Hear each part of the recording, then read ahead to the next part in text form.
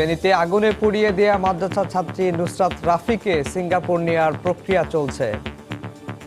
মাননীয় প্রধানমন্ত্রী নির্দেশ দিলেন কাগজপত্র সব সিঙ্গাপুরে পাঠাও। যদি এই ধরনের কেস এই অবস্থায় ওরা নিতে রাজি হয় আমরা হয়তো চেষ্টা করব। ৮ জনের নামে মামলা দায়ের। অভিযুক্ত অধ্যক্ষ নানা অপকর্মের সঙ্গে জড়িত ছিলেন জানালেন এলাকাবাসী। গোবিন্দপুর বোধহয় মাদ্রাসাতে, সেখানেও তার এই নৈতিক অবক্ষয়ের জন্য তাকে সেখান থেকে ভাগাইছে। নুসরাতের সাথে যে এই কাজটা করছে সেই জন্য উপযুক্ত শাস্তি পায়। দেখছিলেন প্রধান শিরোনাম। সকালের সময় সঙ্গে আছি আমি আহমেদ সালেহিন এবং আমি আফজাল হোসেন। এবার অন্যান্য শীর্ষ সংবাদ। বঙ্গবন্ধুর জন্ম শতবার্ষিকীর আগেই যুক্তরাষ্ট্রে পলাতক খুনি রাশেদ চৌধুরীকে ফেরত চায় বাংলাদেশ। পম্পেওর সঙ্গে বৈঠকে বাংলাদেশের পররাষ্ট্রমন্ত্রীর সহযোগিতার আহ্বান। সিঙ্গাপুর থেকে লাশ হয়ে দেশে ফিরলেন ফায়ারম্যান সোহেল রানা। বনানীর আগুনে আটকে পড়াদের কাণ্ডারি স্মৃতি হলেন নিজেই, গ্রামের বাড়িতে আজ দাফন। এবার কুমিল্লা ইপিজেডে ভয়াবহ আগুনে পুড়ে ছাই সুতার কারখানা। ফায়ার সার্ভিসের 11টি ইউনিটের 8 ঘন্টার চেষ্টার পর নিয়ন্ত্রণে। সেন্ট মার্টিনে বিজিবি মোতায়েনের পর চলছে স্থায়ী চেকপোস্ট বসানোর কাজ। সার্বভৌমত্ব রক্ষায় কার্যকর ভূমিকা রাখবে বলছেন বিশেষজ্ঞরা। এবং বান্দরবানের সাংগ্রাই উৎসবকে ঘিরে চলছে প্রস্তুতি। শোভাযাত্রার অনুষঙ্গ তৈরিতে ব্যস্ত মারমা তরুণ তরুণীরা। দোকানে দোকানে ভিড়।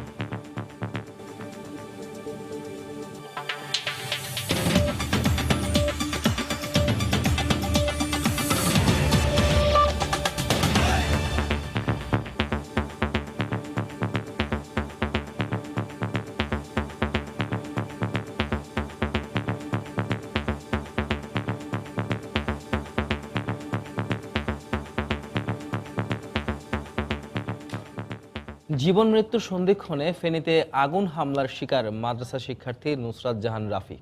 গতকাল সকালে অবস্থার আরও অবনতি হলে তাকে লাইফ সাপোর্টে নেওয়া হয়। বিকেলে প্রধানমন্ত্রীর নির্দেশে নুসরাতের চিকিৎসার সব কাগজপত্র সিঙ্গাপুর পাঠানো হয়। এদিকে ঘটনার 2 দিন পর 8 জনের নাম উল্লেখ করে সোনাগাজী মডেল থানায় মামলা হয়েছে। ফেনীর মাদ্রাসা শিক্ষার্থী নুসরাত জাহান রাফি পরীক্ষা দিতে গিয়ে এমন প্রতিহিংসার শিকার হবেন তা ভাবতেই পারছেন না স্বজনরা। সহপাঠীরা যেখানে আলিম পরীক্ষায় অংশ নিয়ে উচ্চশিক্ষার আরেক ধাপ পেরিয়ে আলোকিত জীবন গড়ার স্বপ্ন বুনছেন, সেখানে পরীক্ষা দিতে গিয়েই কিছু মানুষের প্রতিহিংসার শিকার হয়ে আগুনে ঝলসে গিয়ে সেই রাফি এখন জীবন মৃত্যুর সন্ধিক্ষণে। রাফির ভাই জানান, সোনাগাজী ইসলামিয়া ফাজিল মাদ্রাসার অধ্যক্ষ সিরাজউদ্দৌলার বিরুদ্ধে করা রাফির যৌন হয়রানির মামলা তুলে নিতে রাজি না হওয়ায় এমন বর্বরচিত ঘটনার মুখোমুখি হতে হলো তাকে। ওরা বলতেছে যে তুই বল যে প্রিন্সিপাল হুজুরের বিরুদ্ধে যেসব কিছু আনা হয়েছে এগুলো সম্পূর্ণ মিথ্যা বানোয়াট। তখন ও বলতেছে না, এটা সত্য, এটা মামলা হয়েছে, এটা আইনের গতিতে চলবেই, আমার শেষ নিঃশ্বাস থাকা পর্যন্ত এটার প্রতিবাদ আমি করবই। চিকিৎসক জানান, রাফির শরীরের 80% বেশি পুড়ে যাওয়ায় তার অবস্থা আশঙ্কাজনক। ওর বায়োকেমিক্যাল প্যারামিটার্সগুলো, যেগুলো আমরা liver function, kidney function, heart function, lung ফাংশনের জন্য যে এগুলো কালকের তুলনায় আজকে একটু খারাপের দিকে গেছে। 2 নম্বর যেটা হচ্ছে যে ওর শ্বাসকষ্ট হচ্ছে, যেহেতু শ্বাসনালী পোড়ার শ্বাসকষ্ট হওয়াটাই স্বাভাবিক। অভিযুক্তদের ধরতে অভিযান চলছে বলে জানিয়েছে পুলিশ। কিছু তথ্য প্রমাণ আমি পেয়েছি এবং এই তথ্য ধরে আমরা যাচাই বাছাই করছি। ইনশাল্লাহ অচিরেই আমরা এ ঘটনার সাথে যারা জড়িত, নেপথ্যে যারা জড়িত, সবাইকেই আইনের আওতায় এনে ফেলতে পারবে। এদিকে প্রধানমন্ত্রীর নির্দেশে রাফিকে সিঙ্গাপুরে নিয়ে যাওয়ার প্রস্তুতি শুরু হয়েছে বলে জানিয়েছেন বার্ন ইউনিটের প্রধান সমন্বয়ক। মাননীয় প্রধানমন্ত্রীর সাথে আমাদের টেলিফোনে কথা হয়, উনি আমার সাথে কথা বলেন। উনি আমাকে যেটা নির্দেশ দিলেন যে তুমি দেখো কাগজপত্র সব সিঙ্গাপুরে পাঠাও। যদি এই ধরনের কেস এই অবস্থায় ওরা নিতে রাজি হয় আমরা হয়তো চেষ্টা করব। এদিকে এই ঘটনায় সোমবার বিকেলে সোনাগাজী মডেল থানায় 4 মুখোশধারী সহ আরও একজনকে আসামি করে মামলা করেন নুসরাতের ভাই। গত শনিবার সকালে সোনাগাজী ইসলামিয়া ফাজিল মাদ্রাসার শিক্ষার্থী নুসরাত জাহান রাফি আলিম পরীক্ষা দিতে গিয়েছিলেন। পরীক্ষা কেন্দ্রের ভেতরেই কয়েকজন মুখোশধারী রাফিকে আগুন দিয়ে পুড়িয়ে হত্যার চেষ্টা করে। শফিক মোহাম্মদ, সময় সংবাদ, ঢাকা। গত 2 বছরে দফায় দফায় মাদ্রাসার অধ্যক্ষ সিরাজউদ্দৌলার হাতে যৌন হয়রানির শিকার হন ফেনীতে অগ্নিদগ্ধ নুসরাত রাফি। আগুন সন্ত্রাসের শিকার হওয়ার আগে থানায় অভিযোগ দায়েরের সময় পুলিশের কাছে দেয়া জবানবন্দির ভিডিওতে শোনা যায় সে কথা। অভিযুক্ত অধ্যক্ষের বিরুদ্ধে বিভিন্ন প্রতারণার অভিযোগ করেছেন এলাকাবাসী। জুলহাস তালুকদারের ক্যামেরায় আতিয়া সজলের রিপোর্ট।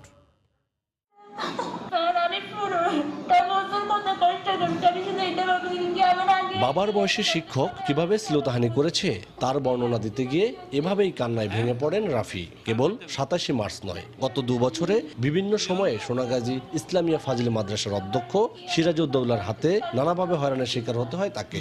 আগুন হামলার ঘটনার আগে থানায় অভিযোগ দায়েরের সময় পুলিশের কাছে দেয়া জবানবন্দিতে উঠে আসে সেসব কথা।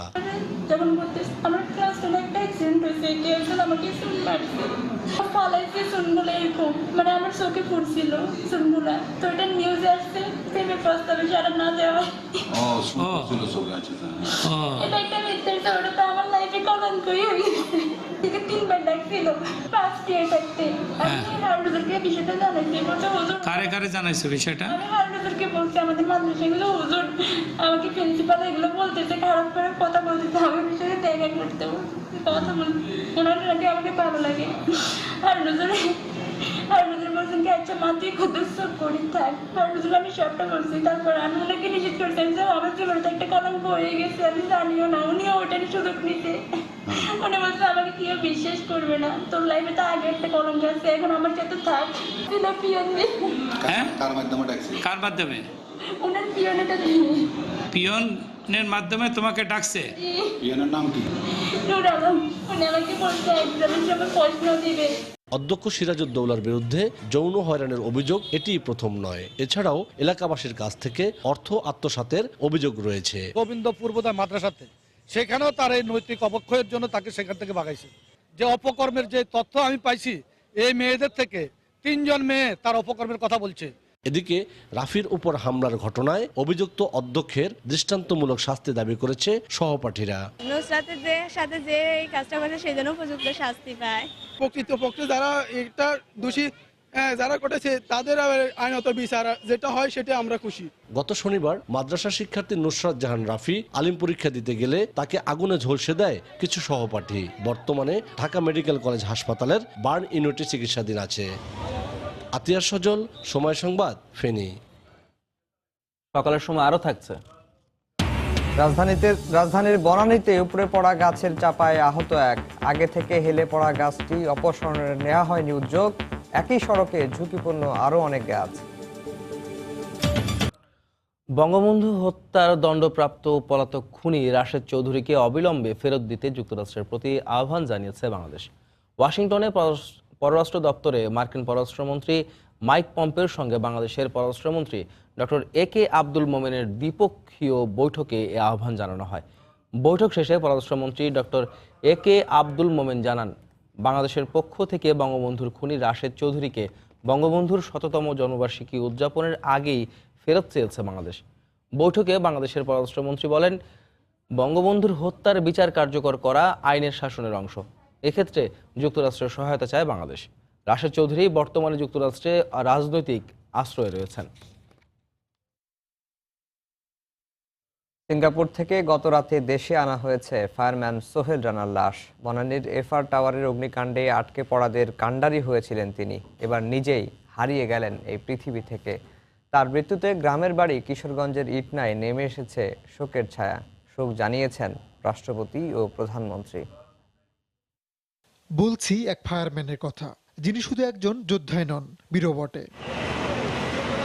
আগুন আর ধোঁয়ায় আচ্ছন্ন বনানীর এফআর টাওয়ারে তখনও আটকে পড়াদের চিৎকার আর আর্তনাদ। সেনা, বিমান, নৌবাহিনীর সম্মিলিত চেষ্টা। তবু ভবনটির অবকাঠামোগত জটিলতা আর আগুনের তীব্রতার কাছে যেন অসহায় উদ্ধারকর্মীরা। আটকে পড়াদের উদ্ধারে আনা হয় অত্যাধুনিক যন্ত্র, ল্যাডার। কয়েক ঘন্টার চেষ্টায় একে একে উদ্ধারও হয় বেশ কয়েকটি অসহায় প্রাণ। তবে উদ্ধারের এক পর্যায়ে ল্যাডারে সবাইকে তুলে দিয়ে নিজেই দাঁড়ানো জায়গা পাননি আগুন যোদ্ধা সোহেল রানা। নিজের জীবনকে তুচ্ছ মনে করে ভেজা হাতে টিটিএল এর সিঁড়ি বেয়ে নিচে নামার চেষ্টা করতেই এক মুহূর্তের অসতর্কতা। দ্বিতীয়বার যখন সে উঠছে তখন ওই কেসে আবার লোকজন উঠছে।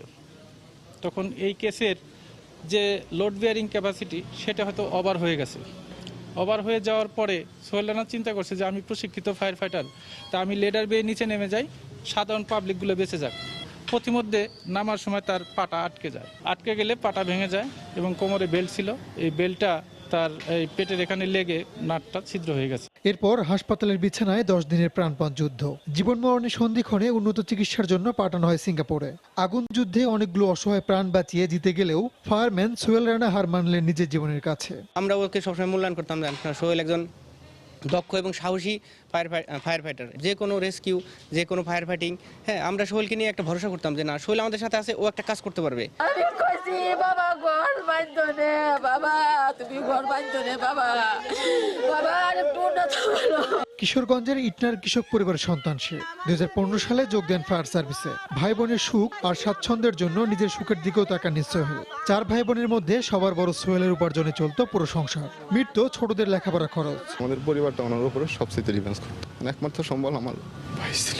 আমার লেগে আগলা ওয়াল টুল কিনে আছে, আগ লাগতে একদিনে করো আমার করে আগ লাগছে। ময়নাতদন্ত শেষে সোমবার রাত 11টার দিকে সিঙ্গাপুর থেকে সোহেল রানার মরদেহ দেশে পৌঁছায়। হযরত শাহজালাল আন্তর্জাতিক বিমানবন্দরে তাকে সম্মান জানানোর পর মরদেহ নিয়ে যাওয়া হয় সম্মিলিত সামরিক হাসপাতালে। মঙ্গলবার গ্রামের বাড়িতে তার দাফন সম্পন্ন হবে। 11টার সময় তার নামাজের জানাজা হবে আমাদের হেডকোয়ার্টার, যেটা হলো পুরাতন ঢাকায়, এখানে হবে। অতঃপর তার ডেড বডি তার আত্মীয় স্বজনের কাছে হ্যান্ড ওভার করা হবে এবং তার দাফন তার গ্রামের বাড়িতে হবে। রাহিনুল রানা, সময় সংবাদ, ঢাকা। সকালের সময় আরও থাকছে। মালয়েশিয়ায় সড়ক দুর্ঘটনায় নিহত 5 বাংলাদেশের গ্রামের বাড়িতে মাতম, দ্রুত লাশ দেশে আনার দাবি। কুমিল্লা ইপিজেডে ভয়াবহ আগুনে একটি সুতোর কারখানা সম্পূর্ণ পুড়ে গেছে। গত রাতে 9টার দিকে এই ঘটনা ঘটে। প্রত্যক্ষদর্শীরা জানান, ইপিজেডের RN স্পিনিং মিলের অ্যাক্রিলিক ডিভিশনে হঠাৎই আগুন লাগে। মুহূর্তের মধ্যে তা পুরো কারখানায় ছড়িয়ে পড়ে। খবর পেয়ে ফায়ার সার্ভিসের 11টি ইউনিট ঘটনাস্থলে গিয়ে 8 ঘন্টার চেষ্টায় আগুন নিয়ন্ত্রণে আনে। তবে আগুন লাগার কারণ এখনও জানা যায়নি। ঘটনার কারণ অনুসন্ধানে 6 সদস্য বিশিষ্ট একটি তদন্ত কমিটি গঠন করেছেন জেলা প্রশাসক। কারখানাটিতে 1200 শ্রমিক কয়েকটি শিফটে কাজ করে থাকেন।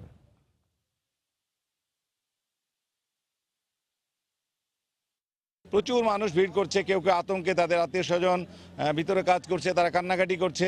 আমরা মাইকে, মসজিদের মাইক দিয়ে তাদেরকে এনশিওর করছি যে তাদের আত্মীয় স্বজন সবাই বের হয়ে যাচ্ছে এবং শ্রমিকদের কোনো ক্ষয়ক্ষতি হয়নি। এখন যে আগুনটা জ্বলতেছে এটা আমরা একদম সীমাবদ্ধ করে ফেলছি। চারিদিক থেকে নির্বাপন করতে করতে এটা একটা পর্যায়ে এসে পৌঁছেছে। পাশে একটা কেমিক্যাল গোডাউন এবং অন্য একটা তাদের র মেটেরিয়ালস গোডাউন, এগুলোকে আমরা রক্ষা করতে সক্ষম হই। সেখানকার সবশেষ খবর জানতে চলে যাচ্ছি সহকর্মী সাদিকুর রহমানের কাছে। সাদিক, যেই সকালবেলা আমরা যেটি দেখতে পাচ্ছিলাম যে একটা অংশে আগুন জ্বলছিল, সেই অংশের আগুনটাও কিছুক্ষণ আগে নিভাতে সক্ষম হয়েছে ফায়ার সার্ভিস।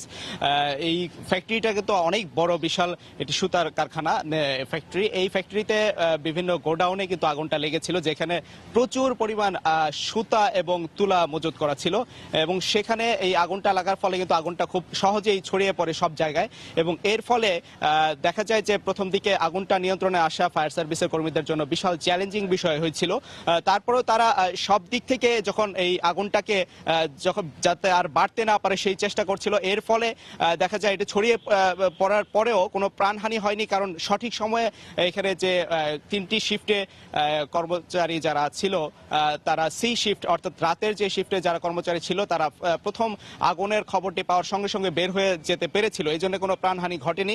তবে এর পরবর্তীতে এখানে যে মালামাল আছে বিভিন্ন সবগুলি পুড়ে গেছে, কিছু কিছু মালামাল এখনো পুড়েনি, যেগুলি আগুন লাগতে পারেনি এবং তবে এখানে মেশিনারিজ অনেকগুলি দেখা গেছে যে পুড়ে গেছে এবং উপরে যে ছাউনি টাউনি আশপাশের বিভিন্ন অবকাঠামোর অনেক ক্ষতি হয়েছে। এবং আরেকটি বড় বিষয় যে আমি আগেও বলেছিলাম যে আসলে যে কেমিক্যালের যে গোডাউন সেখানে সেটা একটু দূরে এবং যার ফলে এখানে না লাগার কারণে অনেকটা ঝুঁকিমুক্ত বলা যায়, সেই অংশে আগুন লাগলে অনেক ক্ষতি হতো। আসলে এই ছিল আফজাল এখানের সর্বশেষ তথ্য। কুমিল্লার ইপিজেডে সুতার কারখানায় লাগা আগুন সম্পূর্ণ নিয়ন্ত্রণে এসেছে, সে খবর জানাতে কুমিল্লা থেকে আমাদের সঙ্গে যুক্ত হয়েছিলেন সহকর্মী সাদিকুর রহমান। এদিকে চট্টগ্রামের চাঁদগাঁওয়ে আবাসিক ভবনের আগুন ফায়ার সার্ভিসের 3টি ইউনিটের চেষ্টায় নিয়ন্ত্রণে এসেছে। আগুনের ঘটনাকে পরিকল্পিত বলে অভিযোগ করেছেন ক্ষতিগ্রস্ত পরিবার। ফায়ার সার্ভিস জানায় ভোর 5:15টার দিকে চাঁদগাঁও আবাসিক এলাকার 8তলা ভবনের 4তলায় আগুন লাগে। এই ফ্ল্যাটটি দুবাই প্রবাসী আব্দুস সালামের ভাড়া করা ফ্ল্যাট। খবর পেয়ে ফায়ার সার্ভিস ঘটনাস্থলে পৌঁছে আগুন নিয়ন্ত্রণের চেষ্টা করে। তীব্র ধোঁয়ার কারণে আগুন নেভাতে চরম বেগ পেতে হয়। এ সময় ভবনের অন্যান্য বাসিন্দারা আতঙ্কিত হয়ে ছাদে উঠে যায়। পরে 1 ঘন্টার পর আগুন নিয়ন্ত্রণে আসে। আগুনে কেউ হতাহত হয়নি, তবে পুড়ে গেছে ওই ফ্ল্যাটের বেডরুম সহ পাশের একটি কক্ষ। ক্ষতিগ্রস্তদের দাবি, আগুন লাগার সময় বাসাটিতে তালা লাগানো ছিল। আগুনের কারণ অনুসন্ধানে তদন্ত শুরু করেছে ফায়ার সার্ভিস। পরিকল্পিত একটা আগুন লাগানোর এটা স্পষ্ট বোঝা যাচ্ছে, মানে যেখানে যেখানে আগুন লাগালে এটা স্প্রেড করবে এবং অনেকক্ষণ ধরে করবে ওই জায়গায় লাগাইছে। আর চুলার স্টোভের উপর আগুন স্প্রেড করার জন্য মানে কাপড় দিছে, কাপড়গুলো আবার বিছাইও দিছে অন্যান্য রুমে, যেন ওটার রেশ ধরে যেন চলে আসতে পারে। প্রচুর ধোঁয়া ছিল, আমরা স্মোক ইজেক্টর এবং আমরা ব্রিদিং করে ভবনের ভিতরে প্রবেশ করে আগুনটাকে সব নির্বাপন করি। হতাহতের কোনো চিহ্ন পাওয়া যায়নি, তো বাইরে থেকে তালা দেওয়া ছিল, তালাটা ভাঙা ছিল। আগুনের সূত্রপাত আমরা তদন্ত সাপেক্ষে বলা যাবে। প্যারোলে মুক্তি নিয়ে বেগম জিয়ার পক্ষ থেকে আবেদন করলে স্বরাষ্ট্র মন্ত্রণালয় তা বিবেচনা করবে বলে মন্তব্য করেছেন আওয়ামী লীগের ভারপ্রাপ্ত সাধারণ সম্পাদক মাহবুবুল আলম হানিফ। গতকাল বিকেলে রাজধানীর রমনা ইঞ্জিনিয়ার্স ইনস্টিটিউশনে দলের বিজ্ঞান ও প্রযুক্তি বিষয়ক উপকমিটির সভায় এ মন্তব্য করেন তিনি। এ সময় তিনি বলেন, বিএনপি নেতারা তাদের নেত্রীর চিকিৎসা নিয়ে রাজনীতি করছেন। আপনাদের মূল লক্ষ্য বেগম খালেদার স্বাস্থ্য নয়, আপনাদের মূল লক্ষ্য হচ্ছে এই চিকিৎসার নাম করে, রোগ মুক্তির নাম করে রাজনীতি করা, সেটাই আপনারা করে যাচ্ছেন। যদি বেগম খালেদার পক্ষ থেকে আবেদন করা হয়, সেটা স্বরাষ্ট্র মন্ত্রণালয় বিবেচনা করতে পারেন, যেটা গতকালকে আমাদের স্বরাষ্ট্রমন্ত্রী সাহেব বলেছেন। এর বাইরে আইনি প্রক্রিয়ায় বেগম খালেদাকে মুক্ত করা সম্ভব হবে। আন্দোলন করে বেগম খালেদাকে মুক্ত করা যাবে না।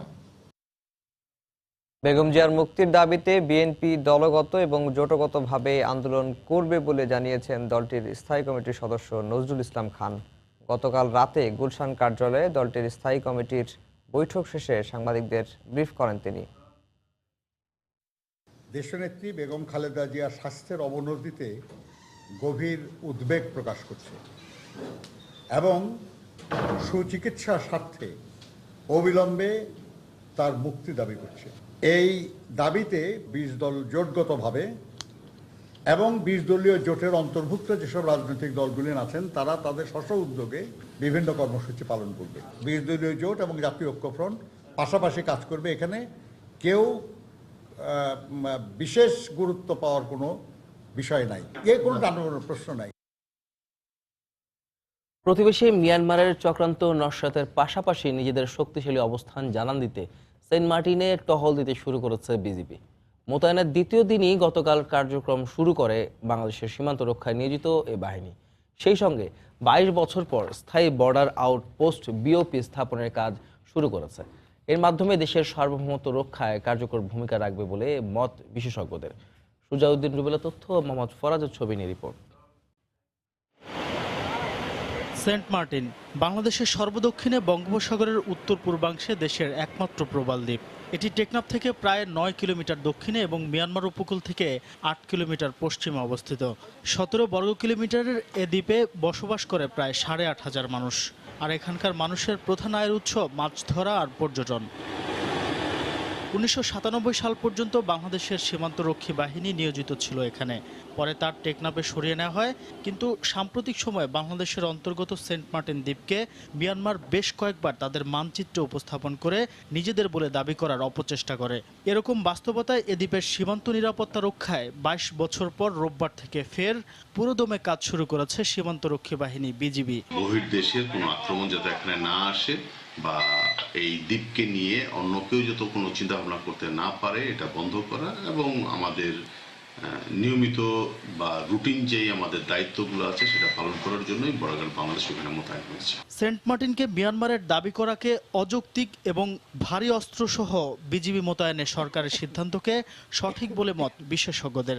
মিয়ানমার কিভাবে মাঝে মধ্যে শুনি এই সেন্ট মার্টিনকে তাদের অংশ বলে, আমার কাছে এটা হাস্যকর ব্যাপার বলে মনে হয়। আর সরকার ওখানে বিজিবি মোতায়েন করেছেন, ভারী অস্ত্র মোতায়েন করেছেন, এটি আমাদের নিরাপত্তার জন্য খুব জরুরি ছিল এবং এটিকে পাশ কাটানোর সুযোগ ছিল না। আর জেলা প্রশাসক জানান, সীমান্ত নিরাপত্তা জোরদারে রাষ্ট্রীয় সিদ্ধান্তে সেন্ট মার্টিনে বিজিবি মোতায়েন করা হয়েছে। রোহিঙ্গারা এই মানব পাচারের শিকার হচ্ছে কিংবা যে স্মাগলিং এর পরিমাণটা দেখা যায় হয়তো ওই এরিয়া থেকে বেড়ে যাচ্ছে, আর সীমান্ত নিরাপত্তার জন্যই মূলত বিজিবি মোতায়েন করা হয়েছে। এখন কোস্টগার্ডের পাশাপাশি বিজিবি সদস্যরাও সীমান্তর নিরাপত্তায় দ্বীপটিতে দায়িত্ব পালন করবে। সময় সংবাদ, কক্সবাজার। অল্পের জন্য রক্ষা পেলেন বনানীতে উপড়ে পড়া গাছে নিচে চাপা পড়া উবার চালক আসাদুল। গতকাল বিকেলে শিলাবৃষ্টি থেকে নিজেকে রক্ষা করতে সেই গাছের নিচেই আশ্রয় নেন তিনি। এলাকাবাসীর অভিযোগ, আগেই হেলে পড়া গাছটি অপসারণে বারবার অভিযোগ করেও লাভ হয়নি। প্রশাসনের অবহেলার কারণেই বারবার এমন দুর্ঘটনা ঘটছে এবং ভবিষ্যতেও আরও ঘটবে এমন আশঙ্কা তাদের। মামুন আবদুল্লাহর রিপোর্ট। অফিসে যাই, সিটি কমিশন অফিসে, ওনারা বললো যে না, এটা দায়িত্ব আমার না, এটা বন বিভাগের দায়িত্ব। তো বন বিভাগে আসলাম, আয়না বলতেছে না, এটা আমার দায়িত্ব না, এটা সিটি কর্পোরেশনের দায়িত্ব। এই ক্ষোভ সিটি কর্পোরেশন এবং সরকারি বন বিভাগের উপর। গত 31শে মার্চ ঝড়ে বনানীর 23 নং রোডের এই গাছটি হেলে পড়ে। এলাকাবাসী তৎক্ষণাৎ বিষয়টি সিটি কর্পোরেশনকে জানালেও পাননি কোনো সুরাহা। সোমবার বিকেলে ঝড়ে উপড়ে যায় ঝুঁকিপূর্ণ গাছটি। অল্পের জন্য প্রাণে বেঁচে যান গাছের নিচে আশ্রয় নেয়া গাড়ি চালক আসাদুল। রানিংয়ে ছিল গাড়ি, এখানে 10-15 সেকেন্ড দাঁড়াইছি, হাইস্ট এর ভিতরেই গাছটা পড়ছে। সিটি কর্পোরেশনে বললাম, ফায়ার সার্ভিসকে বললাম, তারা আমাদের ধমকাচ্ছে যে তোমরা কাজ করো, কিন্তু তারা এই গাড়িটাকে বাঁচানোর জন্য কোনো উদ্যোগ তারা নেয় না। একই সড়কে এমন অসংখ্য ঝুঁকিপূর্ণ গাছ আছে বলে জানান এলাকাবাসী। তবে দুর্ঘটনা প্রতিরোধে কোনো ব্যবস্থা না নেয় বিক্ষুব্ধ তারা। 23 নম্বর রোডে একটা বট গাছ আছে এরকম ঝুঁকিপূর্ণ, তারপরে 27 নম্বর রোডে মাঠের কোনো অর্ধেক জ্বর কাটতেছে, যে কোনো মুহূর্তে পড়তে পারে। সিটি কর্পোরেশন ইমিডিয়েটলি এই গাছগুলা কেটে ফেলানো, নইলে এগুলো যে কোনো একটা ব্যবস্থা না নিলে বিরাট ধরনের দুর্ঘটনার সামনে অবস্থান করতেছে আমাদের। সিটি কর্পোরেশন বলছে যত দ্রুত সম্ভব রাস্তা থেকে গাছটি সরিয়ে চলাচলের উপযুক্ত করছেন তারা। গাছ অপসারণ করার পরে আমরা তার টানতে পারবো, যেহেতু দেখতেছেন যে পোলগুলো হেলে গেছে, গাছগুলো তারের উপরে পড়ছে, তার ছিঁড়ে গেছে, তারগুলো জয়েন্ট দিয়ে চালু করতে পারবো। বিপদের বন্ধু গাছ যখন হয়ে দাঁড়ায় বিপদের মূল কারণ, তখন বলা চলে বিধি বাম। এলাকাবাসী বলছেন, এমন অসংখ্য ঝুঁকিপূর্ণ গাছ যদি এখনই ঝুঁকিমুক্ত করা না যায় তাহলে ঘটতে পারে আরও বড় দুর্ঘটনা। বনানীর 23 নম্বর রোড থেকে মামুন আবদুল্লাহ, সময় সংবাদ, ঢাকা। মালয়েশিয়ায় সড়ক দুর্ঘটনায় নিহত 5 বাংলাদেশি গ্রামের বাড়িতে চলছে শোকের মাতম। আর্থিক সচ্ছলতা ফেরাতে 7 মাস আগে ধার দেনা করে বড় ছেলে আলামিনকে মালয়েশিয়ায় পাঠায় পরিবার। রোববার রাতে মর্মান্তিক বাস দুর্ঘটনায় প্রাণ হারায় সে। তার অকাল মৃত্যুতে চাঁদপুরের ফরিদগঞ্জে গ্রামের বাড়িতে চলছে শোকের মাতম। পরিবারের উপার্জনক্ষম ব্যক্তিকে হারিয়ে দিশেহারা স্বজনরা। জমি বিক্রি করে কাজের সন্ধানে 9 মাস আগে মালয়েশিয়ায় পাড়ি জমান নোয়াখালীর চাটখিলের বাসিন্দা গোলাম মোস্তফা। কিন্তু ভাগ্যের নির্মম পরিহাস, লাশ হয়ে দেশে ফিরতে হবে তাকে। তার মৃত্যুতে বাকরুদ্ধ পরিবারের সদস্যরা। মোস্তফার মরদেহ দ্রুত দেশে ফিরিয়ে আনার দাবি জানিয়েছেন তারা।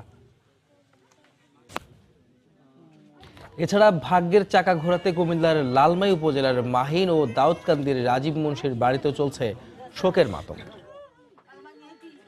প্রতিষ্ঠার 53 বছর পেরিয়ে গেলেও শিক্ষার্থীদের জন্য পূর্ণাঙ্গ আবাসন সুবিধা নিশ্চিত করতে পারেনি চট্টগ্রাম বিশ্ববিদ্যালয় কর্তৃপক্ষ। শুধু আবাসন সংকট নয়, খাবারের মান নিয়েও রয়েছে নানা অভিযোগ। এছাড়া হলগুলো নিজেদের দখলে রাখতে বারবার রক্তক্ষয়ী সংঘর্ষে লিপ্ত হয় রাজনৈতিক দলের ছাত্র সংগঠনগুলো। এতে সব সময় শঙ্কিত সাধারণ শিক্ষার্থীরা। বিস্তারিত জানাচ্ছেন পার্থপ্রতিম বিশ্বাস। 1966 সালে প্রতিষ্ঠার পর 53 বছর পেরিয়ে গেলেও চট্টগ্রাম বিশ্ববিদ্যালয়ের শিক্ষার্থীদের জন্য পুরো আবাসন সুবিধা নিশ্চিত করতে পারেনি কর্তৃপক্ষ। 27,000 শিক্ষার্থীর আবাসন চাহিদা মেটাতে ছেলেদের 8টি ও মেয়েদের 4টি হলে মাত্র 5,000-এর মতো শিক্ষার্থীর থাকার ব্যবস্থা রয়েছে। এছাড়া পুরনো জরাজীর্ণ ভবন, খাবারের নিম্নমান সহ নানা সমস্যার অভিযোগ রয়েছে বিশ্ববিদ্যালয়ের শিক্ষার্থীদের। যখন বৃষ্টি হয় নালাগুলো সবসময় পরিষ্কার থাকে না, যাতে প্রচুর মশা হয়, আর মশার কারণে রুমে ঠিকমতো থাকা যায় না। বাথরুমগুলো বেশি বেশি অপরিষ্কার থাকে, এগুলো নিয়মিত পরিষ্কার দেওয়া হয় না। ভাতের সাথে আপনার পোকা থাকে, তারপরে যে রান্না বান্না করে এগুলো হয়তো আপনারা দেখলে বুঝতে পারবেন যে আসলে মানে কতটা নিম্ন স্তরের খাবার। রাজনৈতিক পালাবদলের সাথে সাথে হলের দখলদারদেরও পালাবদল হয়। ক্যাম্পাসে নিজেদের আধিপত্য বজায় রাখতে ও হলগুলো দখলে রাখতে সবসময় মরিয়া থাকে রাজনৈতিক দলের ছাত্র সংগঠনগুলো। বিষয়টি স্বীকার করলেন বিশ্ববিদ্যালয়ের প্রক্টর। অনেক সময় দেখা যায় যে হলে যারা ছাত্র সিট ছেড়ে দেওয়া অথবা পাশ করার পরপরই তাদেরকে ডাবলিং টাকার জন্য চাপ দেওয়া, এই বিষয়গুলো থাকে, সেখান থেকে মূলত সমস্যাগুলো তৈরি হয়। বিভিন্ন ছাত্র সংগঠনের নেতাদের পাশাপাশি শিক্ষার্থীরাও বলছেন দীর্ঘদিন ধরে কোনো ছাত্র প্রতিনিধি না থাকায় হলগুলো নিয়ে নানা সমস্যার সৃষ্টি হয়েছে। জেনারেল ছাত্ররা সাধারণত তাদের দাবি দেওয়া কোনো মতে তুলে ধরতে পারে না। চাকসু বা হল সংসদ থাকলে আমাদের দাবি দেওয়াগুলো আমরা তুলে ধরতে পারতাম। স্বল্পমেয়াদী ও দীর্ঘমেয়াদী পরিকল্পনা গ্রহণের মাধ্যমে হলগুলো সমস্যা সমাধানের আশ্বাস বিশ্ববিদ্যালয়ের উপাচার্যের। বিশাল সংস্কারের প্রয়োজন এবং তার জন্য বিশাল বাজেটের প্রয়োজন। এই বিষয়গুলো আমি মঞ্জুরি কমিশনের কাছে লিখেছি যে বাজেট পাওয়ার সাপেক্ষে আমরা আমাদের এই লং টার্ম প্ল্যানগুলো ইনশাল্লাহ বাস্তবায়ন করতে পারব। বিশ্ববিদ্যালয় শহর এলাকা থেকে 22 কিলোমিটার দূরে হওয়ায় বেশিরভাগ শিক্ষার্থীকেই নির্ভর করতে হয় শাটল ট্রেনের উপর। এই কারণে যাতায়াত সমস্যাও প্রকট। পার্থপ্রতিম বিশ্বাস, সময় সংবাদ, চট্টগ্রাম। মানিকগঞ্জের হরিরামপুরে গতকাল অনুষ্ঠিত হলো দিনব্যাপী দুধ মেলা। এতে ঢল নামে হাজারো মানুষের। মূলত রোগ থেকে মুক্তি লাভের আশায় জিন্দা শাহের মাজারে দুধ ঢালেন ভক্তরা। এদিকে দুধ উৎসবকে ঘিরে মাজার প্রাঙ্গণে শুরু হয়েছে 7 দিনব্যাপী গ্রামীণ মেলা। মানিকগঞ্জে হরিরামপুরের ঝিটকা এলাকায় জিন্দা শাহের মাজারে অনুষ্ঠিত হলো 100 বছরের পুরানো দুধ মেলা। এ উপলক্ষে মঙ্গলবার সকাল থেকেই দুধ নিয়ে মাজার প্রাঙ্গণে ভিড় জমান দূর দূরান্ত থেকে আসা হাজারো ভক্ত সমর্থক। এ সময় একে একে মাজারের পাশেই দুধ ঢালেন তারা। মূলত নানা রোগ থেকে মুক্তি পাওয়ার বিশ্বাস থেকেই এই আয়োজন। আমার তা মনের আশা সব পূরণ হয়। এর উসিলার মাধ্যমে অনেক রোগ মুক্ত হয়, সেই জন্য অনেকে দুধ দিয়ে নিয়ত করে, দুধ মানত করে। দুধ মানসই করছিলাম, তার জন্য এখানে দুধ নিয়ে আসছি। এদিকে দুধ উৎসবকে ঘিরে মাজার প্রাঙ্গণে বসেছে 7 দিন ব্যাপী গ্রামীণ মেলা। এতে অংশ নিয়েছে বিভিন্ন পণ্যের 200টি স্টল। প্রথমবারের মতো এই মেলায় এসেছি, দেখছি, ঘুরছি। সেই দুধ উৎসবের মেলা, অনেক দোকানপাট, অনেক কিছু কেনাকাটা করছি, আর খুব ভালো লাগছে। আমাদের বন্ধু বান্ধব মিলে আমরা এখানে আসছি এবং আমরা সবাই মিলে ঘুরছি এবং অনেক মজা পাচ্ছি। 100 বছর আগ থেকে এই মেলা হয়ে আসছে। সময় সংবাদ, মানিকগঞ্জ। বান্দরবানে সাংগ্রাই উৎসবকে ঘিরে চলছে ব্যাপক প্রস্তুতি। শোভাযাত্রার জন্য মুখোশ তৈরি আর আলপনা আঁকায় ব্যস্ত মারমা সম্প্রদায়ের তরুণ তরুণীরা। নতুন পোশাক কিনতে স্থানীয় বাজারগুলোতে বাড়ছে ভিড়। সবার অংশগ্রহণে উৎসব সফল হবে এমনটাই প্রত্যাশা আয়োজকদের। বান্দরবান প্রতিনিধি এস বাসু দাসের পাঠানো তথ্য ছবিতে রিপোর্ট। নতুন বছরকে বরণ করে নিতে চাকমারা বিজু, ত্রিপুরারা বৈশুক ও মারমারা সাংগ্রাই উৎসব উদযাপন করে থাকে। সমতলের মানুষদের কাছে যা বৈশাখী উৎসব নামে পরিচিত। উৎসব উপলক্ষে মঙ্গল শোভাযাত্রা, বয়োজ্যেষ্ঠ পূজা, পবিত্র বুদ্ধ মূর্তি স্নান, জলকেলি সহ নানা অনুষ্ঠানের আয়োজন থাকবে। পোস্টার, ব্যানার আর মুখোশ তৈরিতে ব্যস্ত তরুণ তরুণীরা। পাহাড়ি বাঙালি যারা সবাই তো নববর্ষে ফিল করে, সবাই ওই দিনটার জন্য অপেক্ষা করে। আমার জন্য লুঙ্গি, শার্ট, তারপর ছোট ভাইয়ের জন্য কিছু লুঙ্গি পরবো, নেব। পয়লা বৈশাখ উপলক্ষে আমাদের অন্যান্য বারের চেয়ে এবারে অনেক বেচা কিনা যথেষ্ট ভালো। 13 তারিখ সকাল 8:30টায় আমরা মঙ্গলময় শোভাযাত্রার মাধ্যমে আমাদের সাংগ্রাই আমরা সূচনা করতে যাচ্ছি। আমাদের প্রস্তুতি প্রায় শেষ পর্যায়ে। সাংগ্রাই উৎসব নির্বিঘ্নে সম্পূর্ণ করতে সার্বিক নিরাপত্তা ব্যবস্থা জোরদার করেছে পুলিশ। আমরা 3 স্তরের একটা নিরাপত্তা ব্যবস্থা থাকবে। রুপটপেও আমাদের ফোর্স থাকবে। বাইনোকুলার নিয়ে আমরা রুপটপ থেকেও আমরা এটা তদারকি করব। সার্বিকভাবে সকল ধরনের নিরাপত্তা ব্যবস্থা আমরা নিয়েছি। আগামী 13 এপ্রিল শুরু হওয়া ঐতিহ্যবাহী এই উৎসব চলবে 16 তারিখ পর্যন্ত। অন্যবারের তুলনায় এবারের আয়োজন আরও জমজমাট হবে এমনটাই প্রত্যাশা সংশ্লিষ্টদের। সময় সংবাদ, বান্দরবান। এদিকে বাঙালির প্রাণের উৎসব পহেলা বৈশাখে রাঙাতে রং বেরঙের শাড়ি তৈরিতে ব্যস্ত সিরাজগঞ্জের তাঁতিরা। এই রং আর বিভিন্ন ছাপে কাপড়ে ফুটে উঠছে বাংলার চিরাচরিত রূপ। তবে রং, সুতা আর শাড়ি তৈরির উপকরণের দাম বাড়ার কারণে খুব একটা লাভ হচ্ছে না বলে জানান তাঁতিরা। রিঙ্কুকুণ্ড রিপোর্ট, ছবি তুলেছেন অমৃত সেন।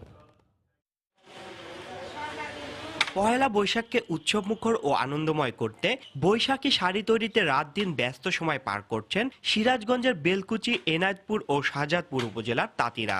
বাঙালি নারীদের সাজাতে বৈশাখী শাড়িতে রং আর ছাপে ফুটে উঠছে ঢাকঢোল, একতারা, হাত পাখা, কুলা, দোয়েল পাখি সহ বাংলার বিভিন্ন ঐতিহ্য।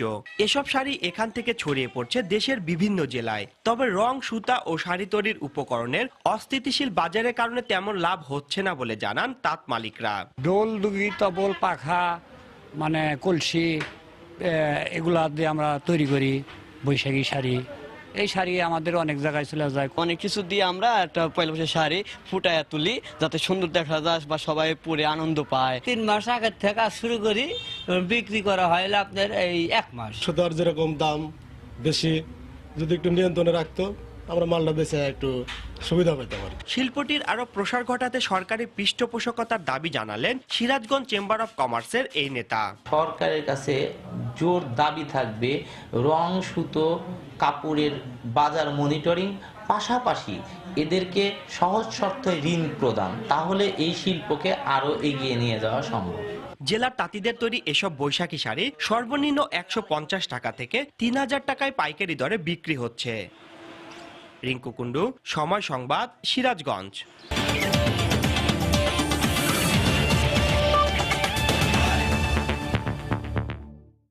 বিশ্বকাপের আগে ছোট বড় ইনজুরিতে মুশফিকুর রহিম, মাহমুদুল্লাহ রিয়াদ সহ অন্তত 5 ক্রিকেটার।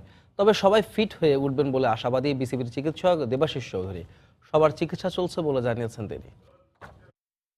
মাহমুদুল্লাহ রিয়াদ ও তার শোল্ডার ইনজুরিতে ভুগছে। গত কয়েকদিন ধরে ও রিহ্যাব এক্সারসাইজ শুরু করেছে এবং কিছুটা ব্যাটিং প্র্যাকটিসও করছে।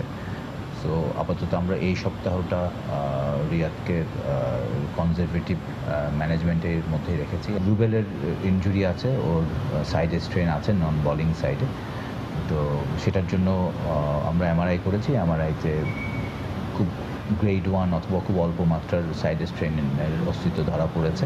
মুশফিকের রিব ট্রমার এখনও কিছুটা কনসার্ন রয়ে গেছে, তো আমরা 2-1 দিনের মধ্যে ওকে আরেকটা স্ক্যান করব।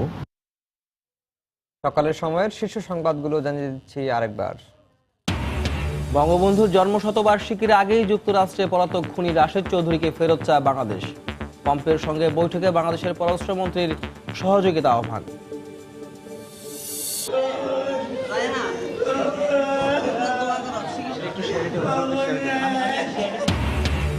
ফেনীতে আগুনে পুড়িয়ে দেয়া মাদ্রাসা ছাত্রী নুসরাত রাফি লাইফ সাপোর্টে চলছে সিঙ্গাপুর নেওয়ার প্রক্রিয়া। 8 জনের নামে মামলা। সিঙ্গাপুর থেকে লাশ হয়ে দেশে ফিরলেন ফায়ারম্যান সোহেল রানা। বনানীর আগুনে আটকে পড়াদের কাণ্ডারি স্মৃতি হলেন নিজেই। গ্রামের বাড়িতে আজ দাফন। এবার কুমিল্লা ইপিজেটে ভয়াবহ আগুনে পুড়ে ছাই সুতার কারখানা। ফায়ার সার্ভিসের 11টি ইউনিটের 8 ঘন্টার চেষ্টার পর নিয়ন্ত্রণে। এবং সেন্ট মার্টিনে বিজিবি মোতায়েনের পর চলছে স্থায়ী চেকপোস্ট বসানোর কাজ। সার্বভৌমত্ব রক্ষায় কার্যকর ভূমিকা রাখবে বলছেন বিশেষজ্ঞরা।